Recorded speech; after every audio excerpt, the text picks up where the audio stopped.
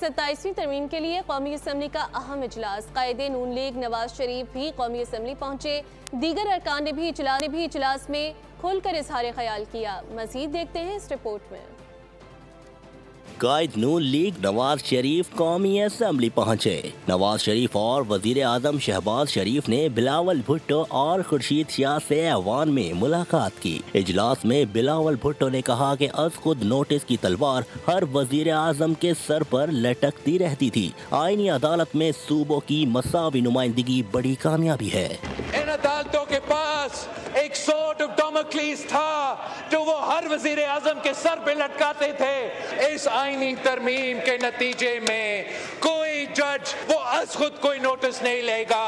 जो नया आईनी अदालत बनेगा उस आईनी अदालत में तमाम सूबों का बराबरी का नुमाइंदगी होगी।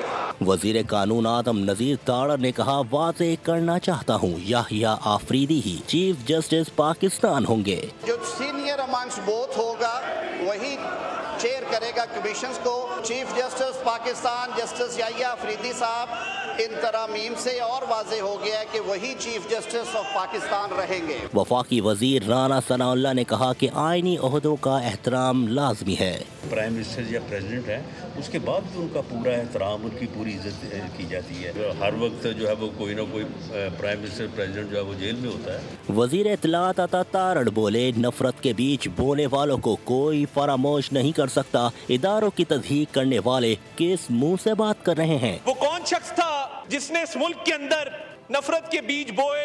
क्या वो आज माफी मांगेगा कि दस्तूर को तोड़ा गया? रहनुमा एमक्यूएम फारूक सत्तार ने कहा, बड़ी जमातों का मकसद सिर्फ इख्तिदार का हुसूल है। उम्मीद है वजीर आजम अपोजिशन को मुतमईन करेंगे। हमारी बड़ी जमातें हैं, अक्सर उनकी सियासत का महवर इख्तिदार का हुसूल ज्यादा होता है। स्पीकर कौमी असम्बली सरदार अय्याज सादिक ने कौमी असम्बली के इजलास में एक बार फिर अपोजिशन को मुज़ाकरात की पेशकश कर दी। सब्सक्राइब करें और बेल दबाएं ताकि कोई खबर रह न जाए।